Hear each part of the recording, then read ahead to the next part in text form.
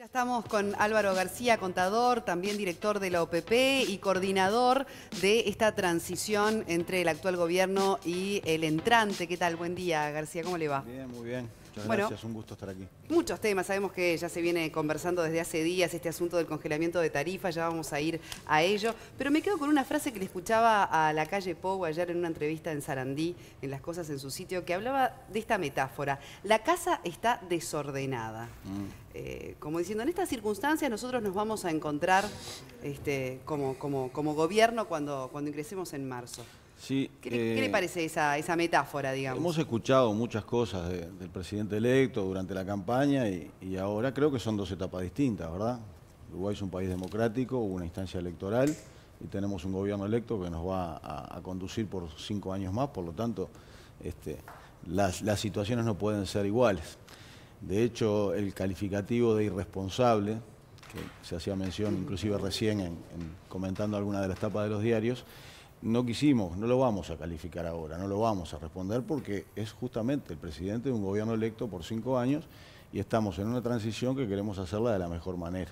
En su momento en la campaña, cuando hubo afirmaciones que entendimos absolutamente fuera de lugar e injustas, las respondimos con la energía que había que hacerlo. Me parece que estamos en otro momento y en particular en lo que me corresponde a mí y a Juan Andrés Roballo, bueno, coordinadores de esta transición, que tenemos el deber y el convencimiento de llevarla de la mejor manera posible. Yo digo que la casa no está desordenada.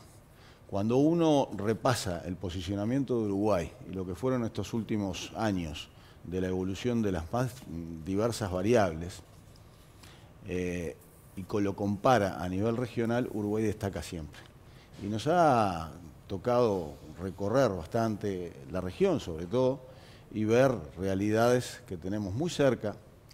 Inclusive Uruguay compara bien en muchísimos casos con países del mundo desarrollado.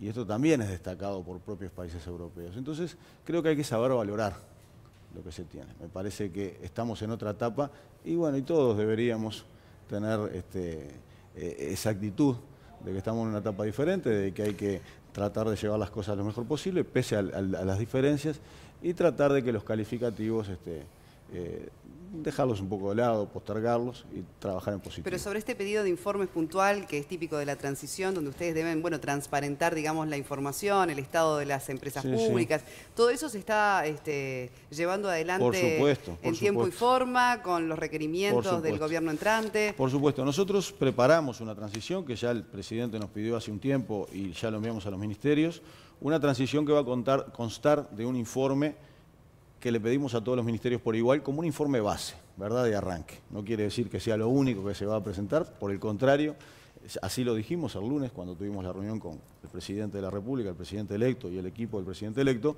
de que la intención es el 10 de diciembre tener esta información que se la hemos pedido a los ministerios, que incluye amplísima información de los ministerios, que es como un libro inicial. ¿Por qué inicial? Y porque, bueno, después de ahí se abre el árbol del Estado, digamos, ¿no?, que es muy grande. Y sobre todo en cada uno de los ministerios hay que pensar cada una de las direcciones, todas las políticas, los programas y las agencias relacionadas, los convenios que se pueden tener, bueno, etcétera. Todos los aspectos que hacen al funcionamiento del Estado. Y allí la apertura es la máxima. Entonces, también el 10 de diciembre nos va a permitir que probablemente, no sé, eso lo va a definir el gobierno electo, esté definido un gabinete nuevo, el gabinete que va a asumir el 1 de marzo, porque a partir de estos informes, ministerio por ministerio, es importante después el relacionamiento bilateral, digamos, ¿no?, entre los jerarcas salientes y los jerarcas entrantes para profundizar toda la información que sea necesaria.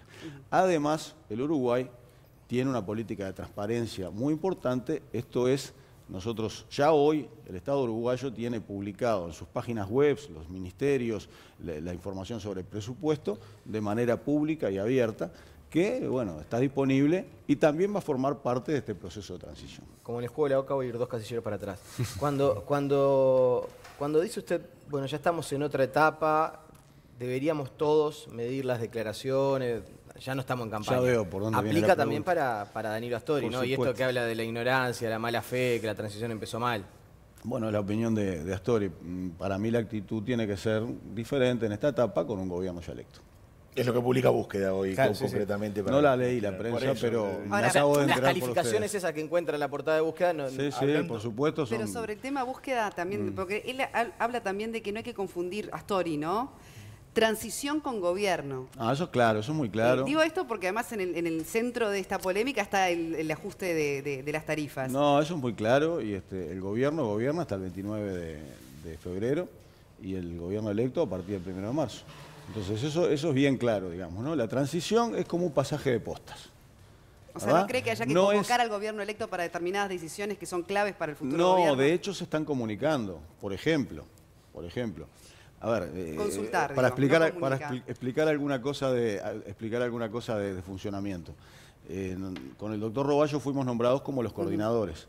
Una vez que esté este informe el día 10 de diciembre, va a empezar la relación más bilateral.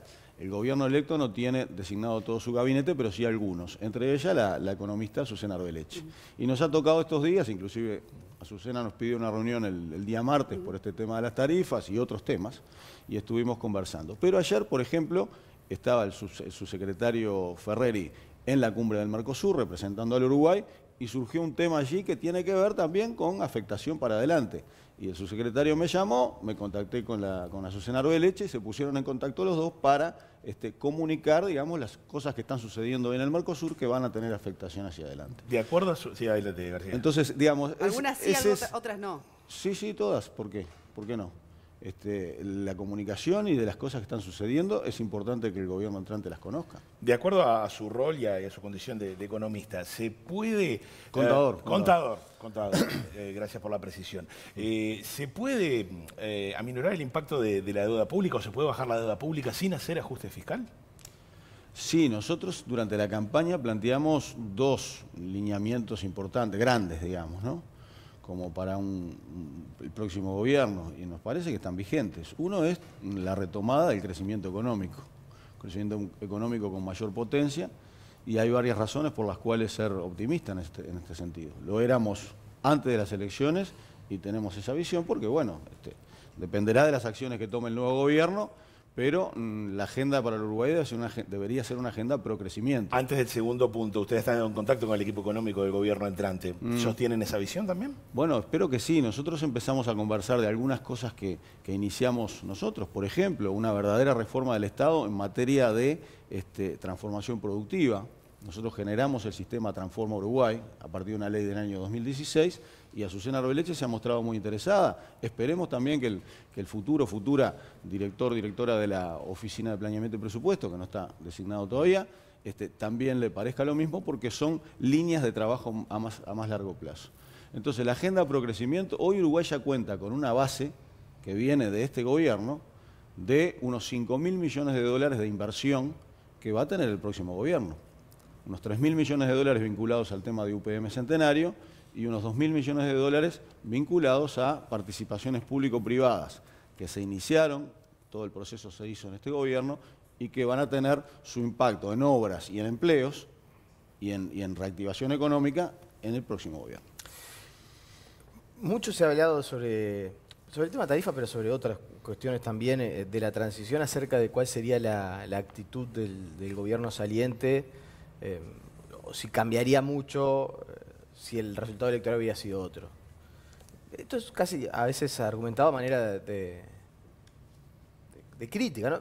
La calle Pou en alguna entrevista decía: estoy seguro que si Daniel Martínez hubiera ganado la elección, las tarifas se aumentaban. ¿Te puede dar la tranquilidad de que hubiera sido exactamente igual? Sí, y por eso es responsable la decisión.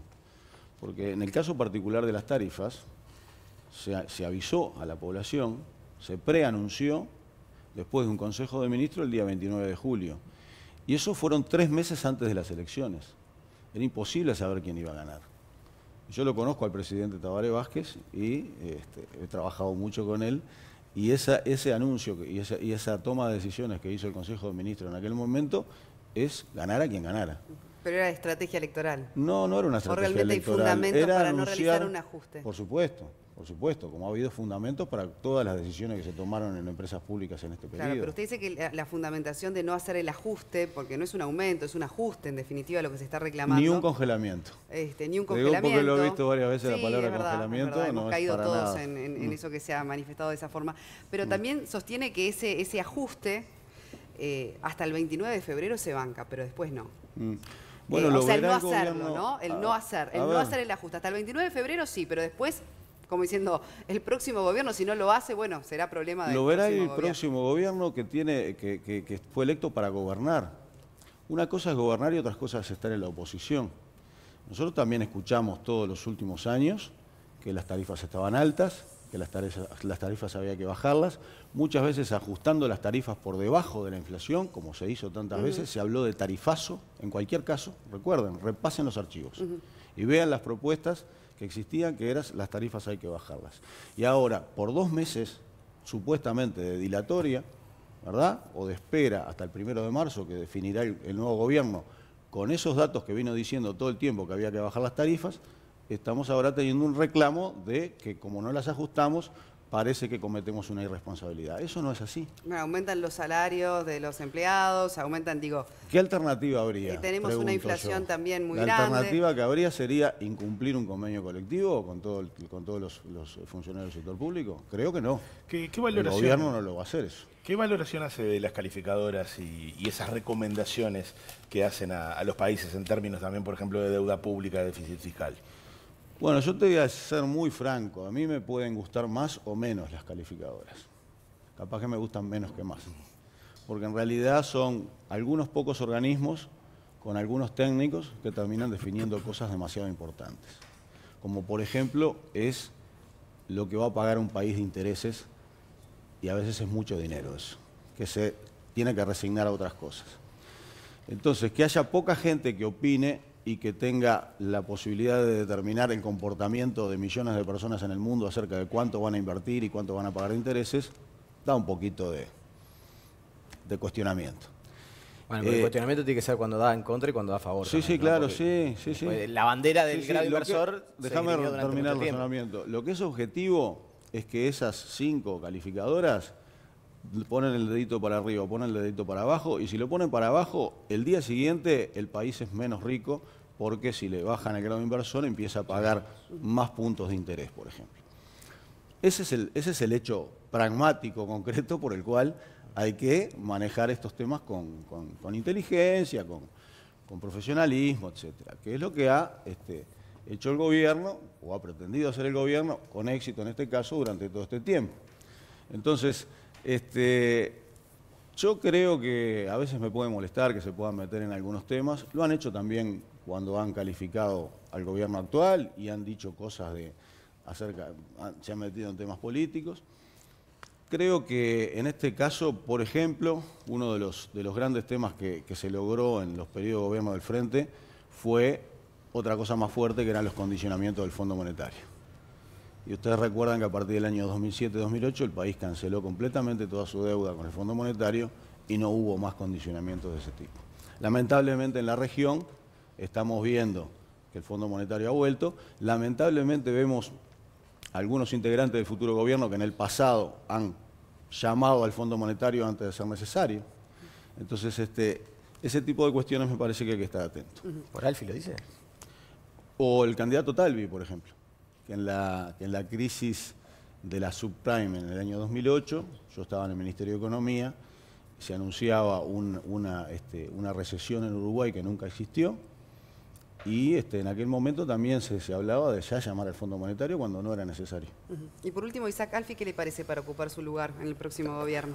Es un profesional que respeto muchísimo, fue compañero de facultad también, creo que de mi misma generación, los de la generación 80, y tenemos discrepancias importantes en la visión económica, es sabido, pero eso no quiere decir que no lo respete enormemente, y si llega a ser él, seguramente lo vamos a llevar a una transición muy buena, porque bueno, tengo además muy buenas referencias de su trabajo en otras áreas. Claro, además también con Arbeleche trabajó en el Ministerio de Claro, Economía. Sí. claro. Bien, bueno, muchísimas gracias, Álvaro. Bueno.